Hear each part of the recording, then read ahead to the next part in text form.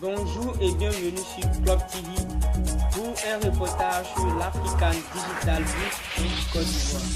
Pendant 3 jours, les experts du numérique ont tenté d'aborder des réponses et des solutions à la question du développement de la transformation digitale en Afrique, à travers 9 panels et 5 ateliers dont le thème principal est quel modèle de transformation digitale pour réussir l'économie digitale et sociale en Afrique.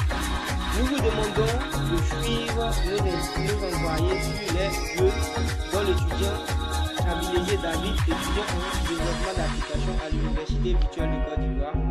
Tu as eu échangé avec les invités et principalement avec le ministre Bruno Nabayon-Koné qui a donné ses avis sur cet événement.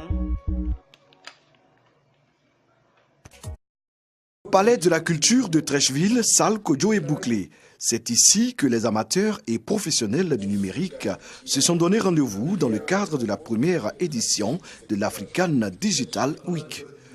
Pour eux, il s'agit d'échanger sur l'importance du numérique en Afrique.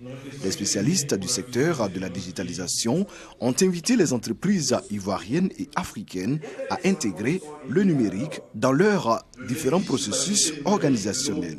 Ils les invitent surtout à faire de l'économie numérique un outil de développement des chaînes de valeur. La Côte d'Ivoire est dans le top 10 des pays africains les plus en avance au niveau de la maturité numérique.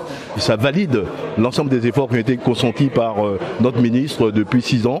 Et aujourd'hui, en Côte d'Ivoire, l'enjeu, c'est le capital humain, la capacité d'avoir des acteurs dans plusieurs domaines qui sont capables d'accompagner la transition digitale de nos entreprises autour de contenus nouveaux, de contenus adaptés aux besoins de nos entreprises, de nos organisations. African Digital Week est la conjonction de plusieurs événements qui se tiennent en Côte d'Ivoire sur le digital. Cette rencontre scientifique se tient sur 3 jours. Quel modèle de transformation digitale pour réussir le développement économique et social? C'est le thème de cette première édition.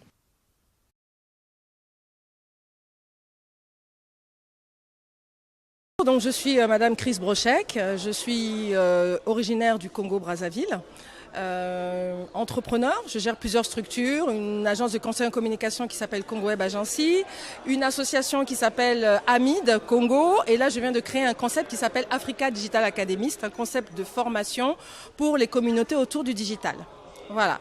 Alors maintenant, vous me parlez un peu des difficultés que peut rencontrer une femme dans le numérique. Alors, je pense que il n'y a pas vraiment de difficulté particulière à entrer dans le numérique puisqu'en fait, pour moi, il s'agit d'une nouvelle discipline. Le seul problème que l'on a, c'est que nous, les femmes, et particulièrement nous, les Africaines, on n'ose pas. On n'ose pas, c'est-à-dire, je dis oser. Là, par exemple, aujourd'hui, je suis avec vous, je suis venue, j'ai envoyé un mail aux organisateurs, je n'ai pas eu de réponse. Je me suis inscrite, j'ai pris mon billet, je suis venue Il n'y a pas quelqu'un qui est venu, qui m'a dit, etc., etc. Et ça, très peu de femmes vont oser le faire. Donc c'est ça.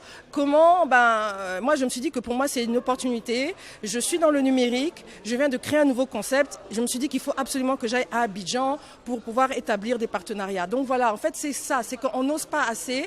Et chez nous, les femmes africaines, vraiment le plafond de verre, il est vraiment trop élevé. Il est vraiment trop élevé, il faut apprendre à le briser, il faut qu'on apprenne à avoir confiance en nous, à apprendre à avoir confiance en nos compétences, en nos capacités. Faut pas qu'on ait peur. Pour ça, la solution, moi ce que je dis c'est il faut se former, il faut s'éduquer. Pour moi c'est quelque chose d'obligatoire. Okay. Se former aussi, aujourd'hui on est au 21e siècle, on parle de transformation digitale, mais au niveau de la transformation digitale, il y a une autre manière aussi de voir les choses, il y a un autre mindset.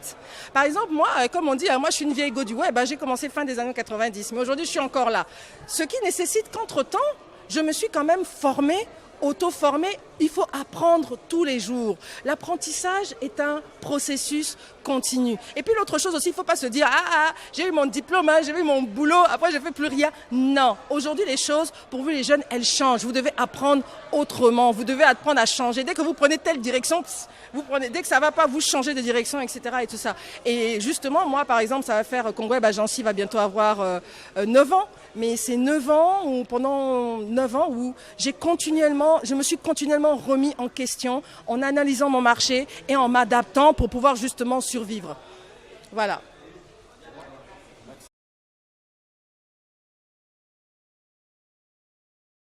États africains. Conscients de ce facteur, conscients de ce fait, les acteurs du numérique ivoirien organisent depuis ce 17 janvier ici au Palais de la Culture à Abidjan un événement international, African Digital Week. Nous recevons ici sur notre plateau, au terme de son intervention, Monsieur le ministre de la Communication, de l'économie numérique et de la Poste, porte-parole du gouvernement ivoirien. Bonjour Monsieur le ministre. Bonjour. Merci d'être avec nous. Avec Comment plaisir. se porte l'économie numérique ivoirienne aujourd'hui? Elle se porte de mieux en mieux, je dirais.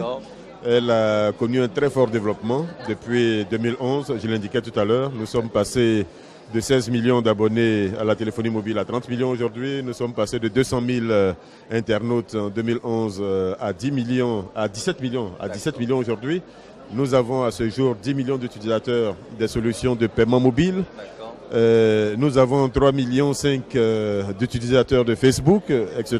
Tout cela montre une économie dynamique, une économie numérique dynamique. Et tout cela est illustré d'ailleurs par le dernier classement que notre pays a obtenu au niveau de l'indice de développement des TIC qui est mis en place par l'Union internationale des télécommunications.